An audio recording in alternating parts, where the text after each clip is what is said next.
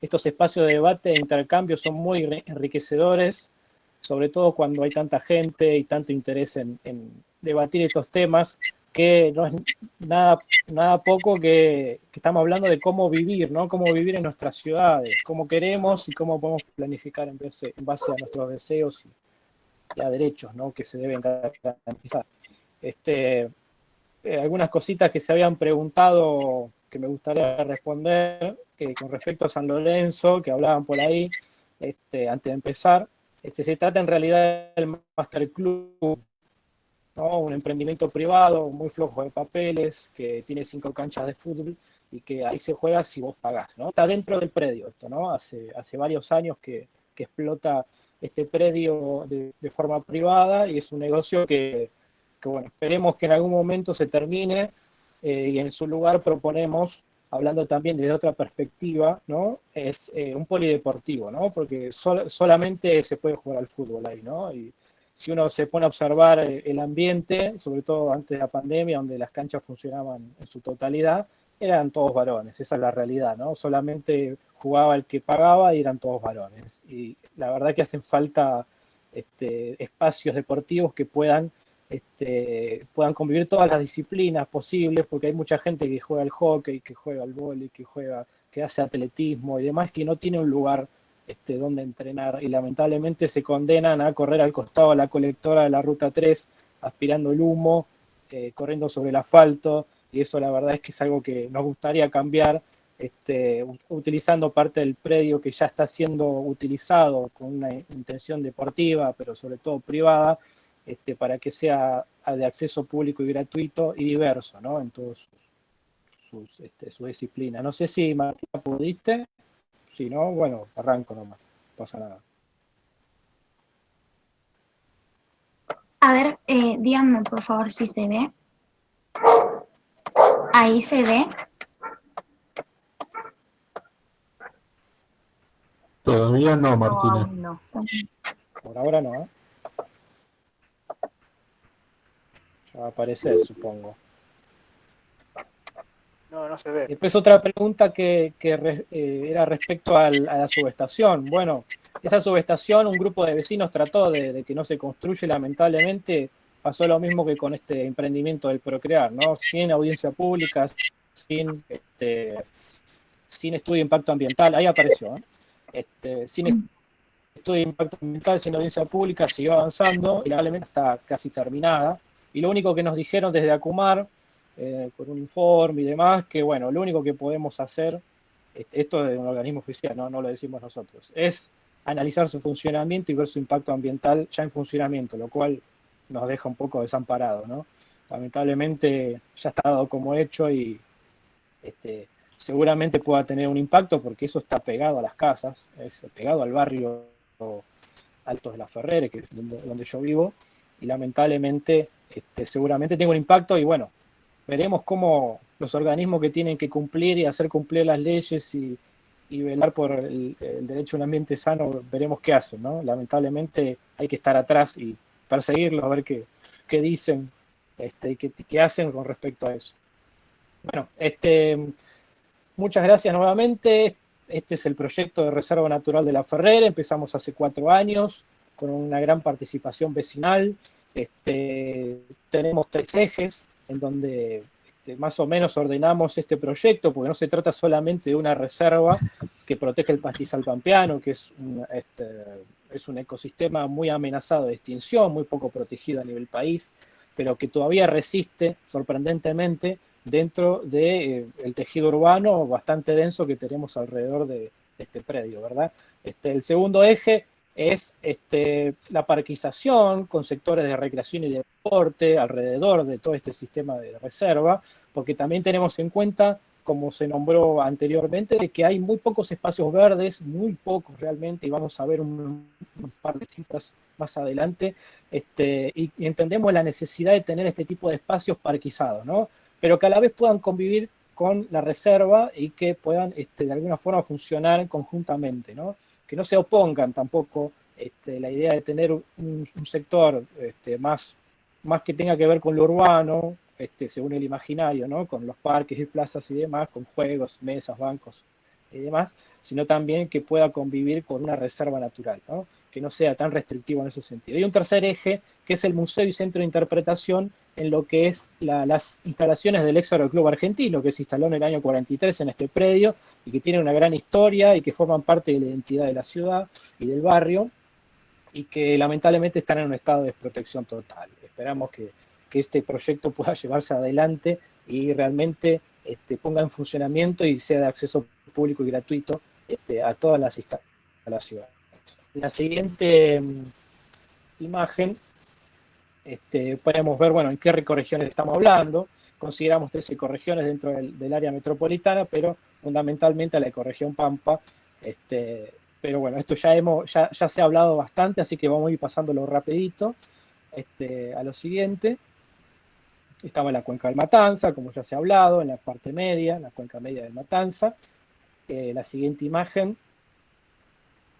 las tres subcuencas que atraviesan la ciudad de La Ferrere, el Dupuy, el Susana, que es por donde pasa por el Aeroclub, y el Don Mario, ¿no?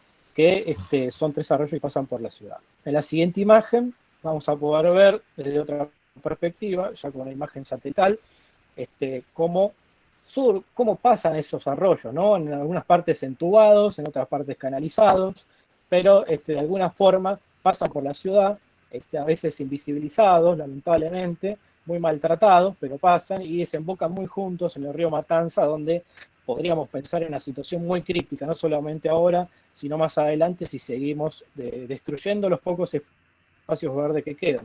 Ahí están señalados también 3 espacios verdes asociados a estos arroyos, en el Dupuy, el Susana y el Don Mario. En el caso del Dupuy y el Don Mario son lugares privados, ¿no? En el caso de Susana, del Estado Nacional, como habían preguntado por ahí, administrado por la Agencia Administradora del Estado, que la abre.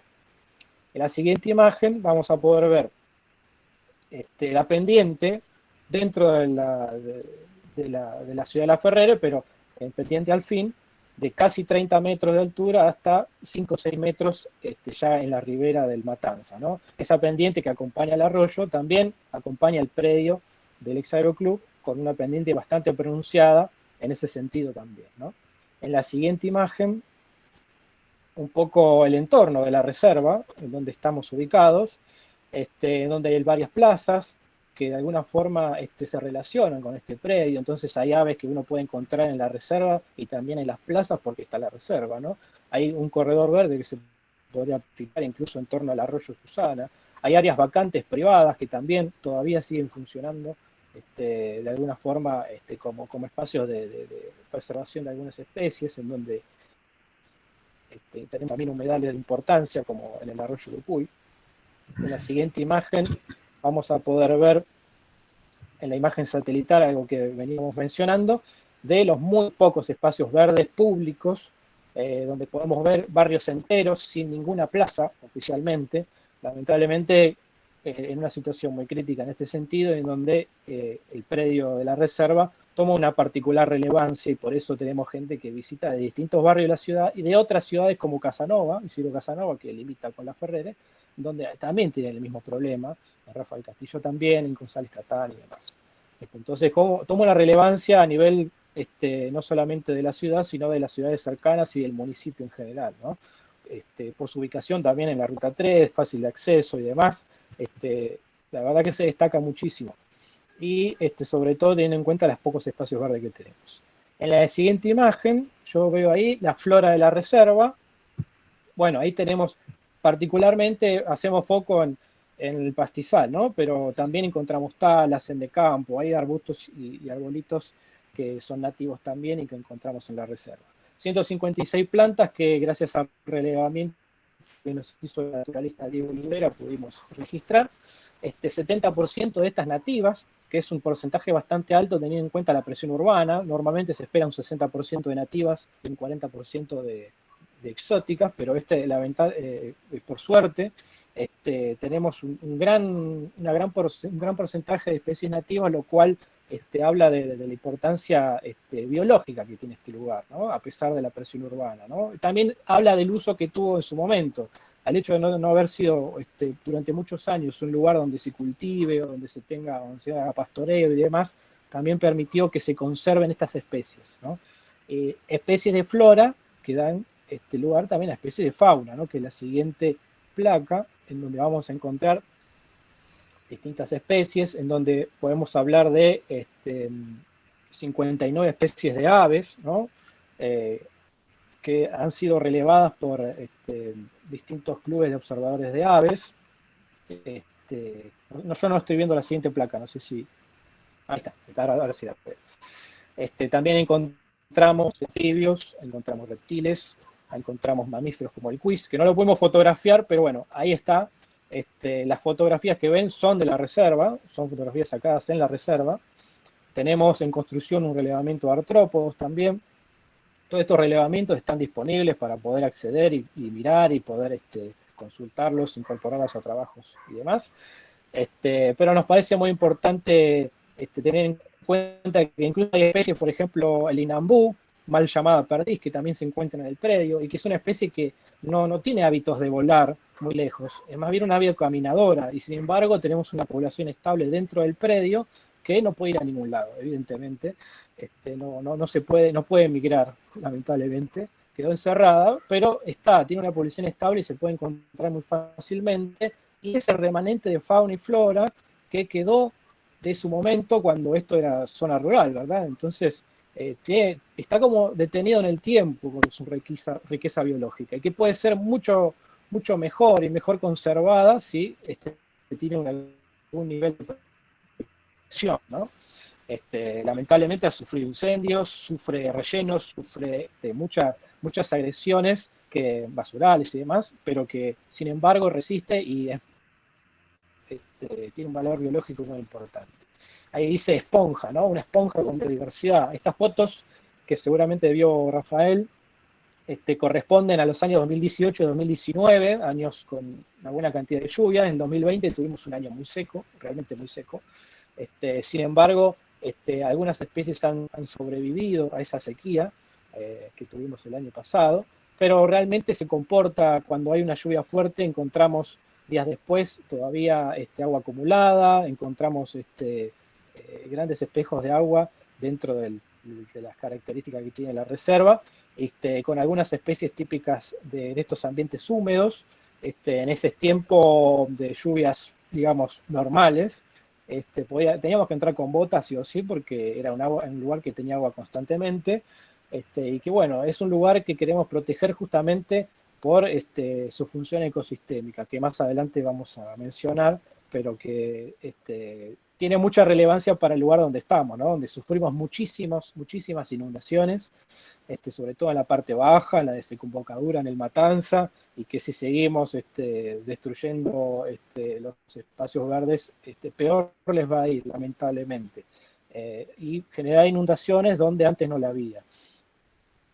Servicios de ecosistema, que estoy de acuerdo con Rafael, que es una visión muy utilitarista, a la vez que también es necesaria nombrar, ¿no?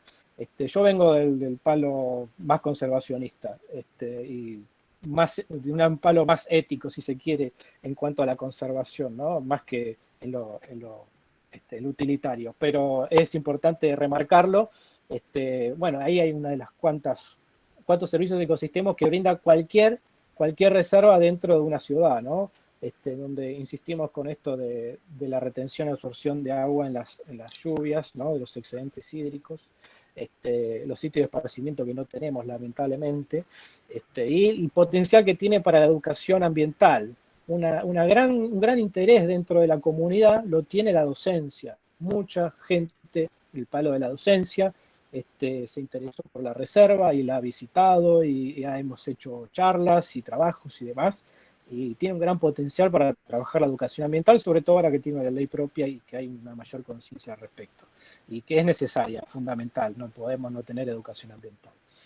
La siguiente placa, vamos a ver algunas de las actividades que he realizado, con caminatas multitudinarias, como para darse cuenta del interés que hay en la comunidad de conocer este predio que durante mucho tiempo, cuando fue el Aeroclub, era un lugar privado, ¿verdad? No se podía entrar. Entraban gente como una travesura, pero era un lugar donde era un lugar más bien privado, donde se podía entrar por obvias razones, que estaban los aviones, despegaban y aterrizando y demás. Entonces, mucha gente que vivió durante 50, 60 años en el lugar, por primera vez entraba y conocía de verdad lo que había dentro, ¿no? Y se sorprendía de la biodiversidad, y se sorprendía de la riqueza que tiene este lugar. Y fue gracias a estas caminatas que fue lo primero que empezamos a hacer para que la gente defienda lo que conoce, ¿no? Como esa famosa frase, uno no puede defender lo que no conoce. También hicimos muchas jornadas de trabajo, con mucha participación, plantando árboles, instalando mesas, cartelería, limpiando, armando una huerta ecológica, con mucha participación, como decía, por suerte, con ganas de recuperar ese espacio verde. Hemos hecho picnics, barrileteadas, hemos hecho festivales, también con mucha participación. Lamentablemente la pandemia nos limitó mucho en ese aspecto, y también se han realizado muchas charlas en escuelas, y las escuelas han venido también, y de los profesorados, y de las universidades, por suerte, y eso lo agradecemos muchísimo porque nos parece fundamental que se pueda trabajar en conjunto con la comunidad educativa, y ahora en formato virtual, ¿no? En la siguiente imagen vemos una carta topográfica que quería mostrarles, con respecto a todas las regiones que en su momento eran, según esta carta topográfica, bañados, ¿no? Humedales que lamentablemente hoy son barrios instalados hace muchos años, y lamentablemente no los tenemos más, ¿no? Entonces, como para tener en cuenta cómo era la región antes de ser poblada como la conocemos hoy, para volver a tener en cuenta esos arroyos invisibilizados que decía, esa topografía del lugar, como para volver a reconectarnos con el ambiente desde ese lado, ¿no? Con cierto respeto también, y poder volver a ponerlo con cierta relevancia, ¿no? En la siguiente imagen vamos a ver el proceso de densificación urbana que tuvo la ciudad desde los años 80 para acá, donde vemos cómo cada vez más la presión urbana fue haciendo desaparecer esos sectores verdes por necesidad, en estos casos, en los años 80, sobre todo históricas tomas de tierra que se han organizado, incluso en plena dictadura todavía, y que han poblado gran parte de lo que hoy es La Ferrere. Ahí vemos también cómo se va achicando el margen del valle de inundación, del Matanza, y cómo también se destaca cada vez más el predio de la Club Argentino, ¿verdad? En la siguiente imagen vamos a ver un gráfico de la densidad poblacional, donde vemos cómo La Matanza se destaca incluso dentro del AMBA, ¿verdad? Donde tenemos ciudades como Ramos Mejía, Loma del Mirador y Ciudad Madero, que son densamente pobladas, cerca de la capital, pero que contienen edificios, complejos habitacionales y demás muy importantes. En el centro de La Matanza, Rafael Castillo y La Ferrere, que también superan en este caso los 1000 habitantes por kilómetro cuadrado, pero que no tienen estos edificios, sino que hay una situación de hacinamiento muy importante, que se nota en la pérdida no solamente de los espacios verdes que quedaban, sino en donde los lotes mismos hay varias viviendas por lote, y donde lamentablemente se tuvo que construir en el mismo terreno y asignarse en el mismo terreno, porque no había otra opción, porque no hay acceso a la tierra, porque no hay acceso a una vivienda digna, ¿verdad? En la siguiente imagen vamos a la cifra que yo les decía de los espacios verdes que en la foto, ¿no? 0,56 es lo que retamos hace un par de años de espacio verde público por habitante, sin tener la reserva, porque no está declarada de forma oficial.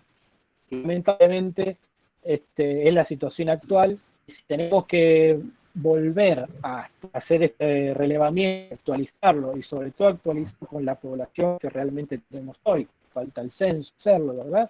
Lamentablemente la cifra es mucho menor, lamentablemente. Ahí también como se destaca la reserva con respecto a las plazas existentes, a los espacios que son canchas de fútbol, que deberían ser plazas, o que de alguna forma llegaron a ser canchas de fútbol, pero no tienen la misma importancia ambiental que una plaza, ¿no? La reserva. Pero bueno, esta es la situación actual dentro de La Ferrere, lamentablemente, compartida con muchas ciudades conurbanas, y hacemos lo mismo con Casanova, con Rafael Castillo y demás, vamos a llegar a conclusiones similares, peores. Lamentablemente es la situación. Por eso queremos salvar esto que le llamamos el último pulmón verde de La Ferrere. La siguiente imagen Imágenes que ya se han visto del plan Procrear, 2.400 viviendas, en donde, además de las casas de 1 piso y 2 pisos, destacamos los edificios, ¿no? 39 edificios de tira, ¿no? 2 pisos más planta baja, y 22 torres de 8 pisos, planta baja, que, como les decía, no se conocen en la Ferrere, ¿no? No se han construido y no se podían construir, y seguramente el Consejo Deliberante va a aprobar prontamente, y lamentablemente eso no solamente lleva un impacto dentro del predio de la reserva, sino dentro de la ciudad, porque si se habilita dentro de esta reserva, también se va a habilitar a la ciudad. Es un problema grave, lamentablemente esto dejaría prácticamente sin reserva, quizás con algún parque lineal, pero no estamos hablando de lo mismo, claramente, ¿no? La superficie que se pierde de absorción y retención de aguas y demás, lamentablemente se pierde. Organismos responsables: Ministerio de Desarrollo y Hábitat, Banco Hipotecario, la AVE, la CUMAR, la PDS a nivel provincial, la Municipalidad de La Matanza, el Consejo Deliberante, que ver con distintos grados de responsabilidad y en distintas cuestiones, pero tienen que ver con la concreción de este plan de vivienda, este gran proyecto inmobiliario, yo le diría mejor, que lamentablemente nos dejaría sin este lugar, ¿no? Es que está en licitación, ¿no? Todavía. La siguiente imagen, algunas cuestiones legales, donde incorporamos el artículo 41, por supuesto, el derecho a un ambiente sano, el acuerdo de Escazú, recientemente ratificado, en donde no solamente se garantiza el acceso a la información en cuanto a lo ambiental, la justicia, ¿no?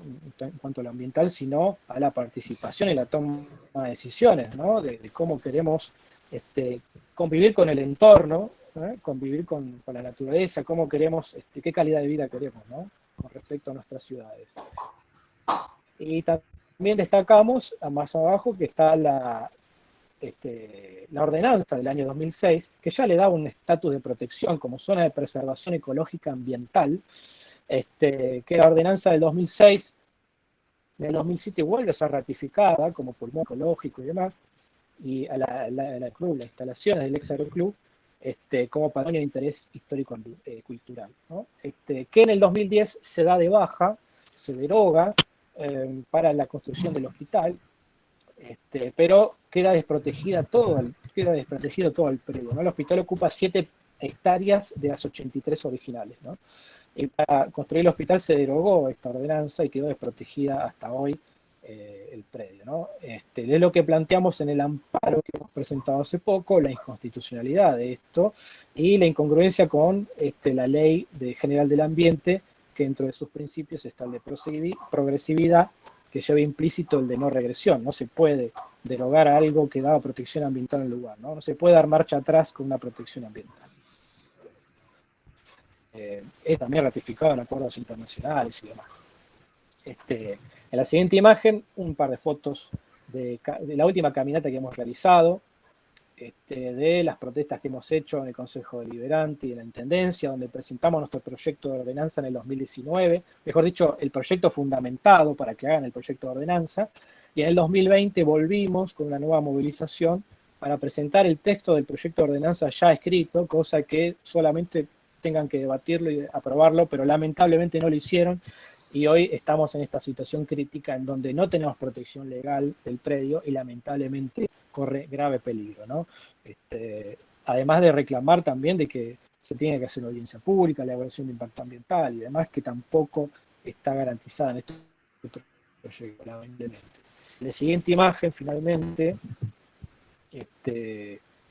cómo queremos vivir en nuestras ciudades, como la pregunta que nos lleva a planificarlas y a pensarlas, ¿no? ¿Cómo queremos convivir con el entorno en este contexto de crisis climática, en este contexto de crisis ambiental? ¿Qué vamos a dejar a las próximas generaciones? ¿Qué futuro pensamos, imaginamos para esas nuevas generaciones, para la juventud, ¿no? ¿Qué calidad de vida queremos dejar a las generaciones siguientes, insisto, y que lamentablemente hoy está en grave peligro, no solamente acá, sino en muchos lugares, y que requiere un necesario cambio de perspectiva, un vuelco verdadero a considerar la cuestión ambiental en todo proyecto urbanístico, pero de verdad, con acciones concretas, con planificación, con ciudades planificadas, viables, ¿no? Que no afecten los derechos de otros, en donde la gente que pueda ir a vivir en un lugar tenga garantizados también esos derechos, como el acceso a un espacio verde público y demás, a servicios, etcétera, a una calidad de vida digna, ¿no? Se trata de eso. Y bueno, finalmente la última placa dejamos nuestro contacto en las redes sociales, de Facebook, Twitter, Instagram y el correo, en donde, bueno, tenemos ahí muchos mensajes que nos llegan y nos dan aliento, quieren participar, nos piden información, mucha gente que hace tareas de la escuela y que nos pide información y nos encanta ayudar y que se siga difundiendo, sobre todo en este tipo de lugares, ¿no? Así que bueno, muchas gracias nuevamente.